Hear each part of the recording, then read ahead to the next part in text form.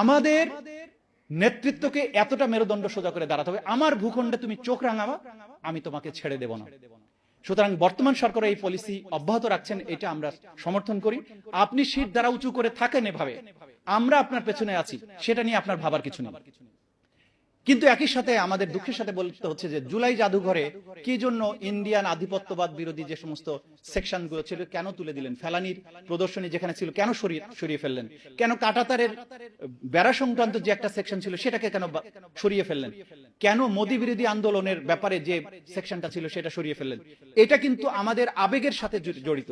আমাদের মুক্তি সংগ্রাম, সার্বভৌমত্ব রক্ষার ব্যাপারে আমাদের জনগণের যে সংগ্রামের ইতিহাস, আমার জাদুঘরে সেটা থাকতে হবে। কোনো কারণে, কোনো বিবেচনায়, কোনো নেগোসিয়েশনে এই জিনিস জাদুঘর থেকে অমিট হতে পারবে না। এটা আমরা সরকারের প্রতি অনুরোধ জানাই, আপনারা এগুলোকে আবার পুনঃস্থাপিত করেন। আপনারা যদি এই সার্বভৌমত্ব রক্ষার জন্য রাষ্ট্রকে অনন্য উচ্চতায় নিয়ে যেতে চান, যতই রাজনৈতিক বিভাজন থাকুক, আমরা প্রত্যেকেই আপনার পেছনে আছি, আপনার পেছনে থাকবো। কিন্তু আপনি যদি ডিভাইড করেন, আপনি যদি নতজানু হওয়ার চেষ্টা করেন, মনে রাখবেন এটা বদলে যাওয়া বাংলাদেশ, মানুষ কিন্তু আপনাকে এইটা দেখতে চাইবে না এবং মানুষ কিন্তু তখন আপনার সাথে থাকবে না। আজকে এই যে সার্বভৌমত্ব নিয়ে আমরা কথা বলছি, সার্বভৌমত্বের ব্যাপারে আমাদের অনেক বেশি বেশি আলোচনা হওয়া প্রয়োজন।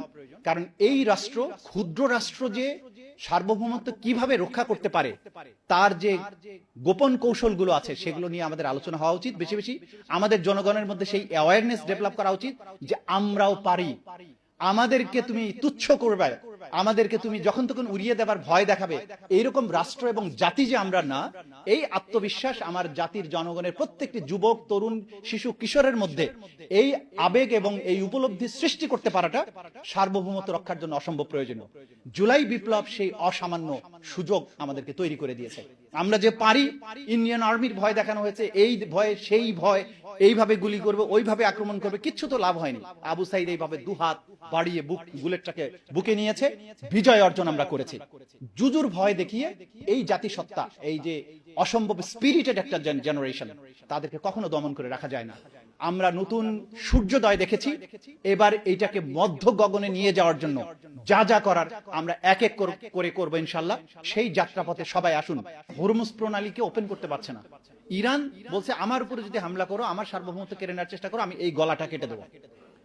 বিনিময়ে কি হচ্ছে যে এখন পরাশক্তিগুলো তার পায়ে পড়ছে যে আমরা হরমুজ প্রণালী ওপেন চাই, বিনিময়ে তো আমরা সবকিছু দিতে রাজি আছি।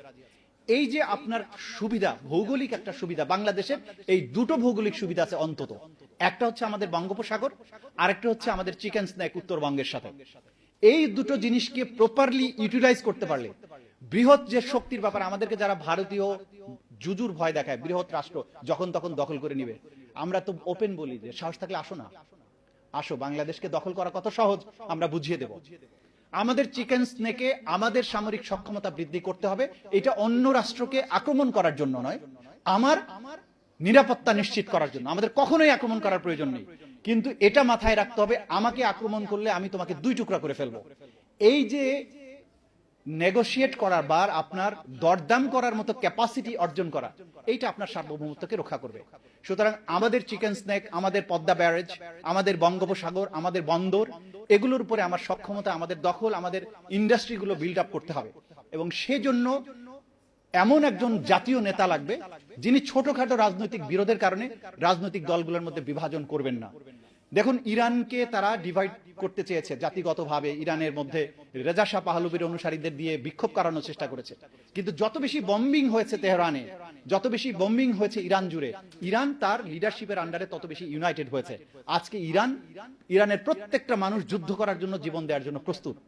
এমন একটা জাতি লাগবে আমাদের, যে আমাদের দেখুন, যখনই ইন্টারিম গভর্নমেন্ট আসলো, আমাদের বিজিবির আচরণ পাল্টে গেল। প্রতিদিন বর্ডারে গুলি করে মানুষ মারে, আর এবার ঢুকলে কি করে, বিজিবি তাকে ধরে, বিজিবির পা ধরে বিএসএফ বসে থাকে। That is the difference we made. আমাদের নেতৃত্বকে এতটা মেরুদণ্ড সোজা করে দাঁড়াতে হবে, আমার ভূখণ্ডে তুমি চোখ রাঙাবা, আমি তোমাকে ছেড়ে দেব না। সুতরাং বর্তমান সরকার এই পলিসি অব্যাহত রাখছেন, এটা আমরা সমর্থন করি। আপনি শির দ্বারা উঁচু করে থাকেন এভাবে, আমরা আপনার পেছনে আছি, সেটা নিয়ে আপনার ভাবার কিছু নেই। কিন্তু একই সাথে আমাদের দুঃখের সাথে বলতে হচ্ছে যে জুলাই জাদুঘরে কি জন্য ইন্ডিয়ান আধিপত্যবাদ বিরোধী যে সমস্ত সেকশনগুলো ছিল কেন তুলে দিলেন? ফেলানির প্রদর্শনী যেখানে ছিল কেন সরিয়ে ফেললেন? কেন কাঁটাতারের বেড়া সংক্রান্ত যে একটা সেকশন ছিল সেটাকে কেন সরিয়ে ফেললেন? কেন মোদী বিরোধী আন্দোলনের ব্যাপারে যে সেকশনটা ছিল সেটা সরিয়ে ফেললেন? এটা কিন্তু আমাদের আবেগের সাথে জড়িত। আমাদের মুক্তি সংগ্রাম, সার্বভৌমত্ব রক্ষার ব্যাপারে আমাদের জনগণের যে সংগ্রামের ইতিহাস, আমার জাদুঘরে সেটা থাকতে হবে।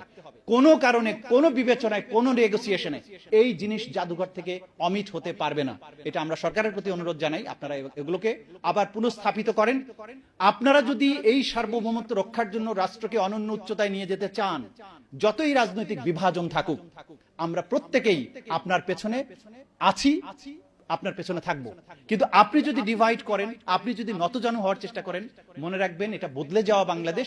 মানুষ কিন্তু আপনাকে এইটা দেখতে চাইবে না এবং মানুষ কিন্তু তখন আপনার সাথে থাকবে না। আজকে এই যে সার্বভৌমত্ব নিয়ে আমরা কথা বলছি, সার্বভৌমত্বের ব্যাপারে আমাদের অনেক বেশি আলোচনা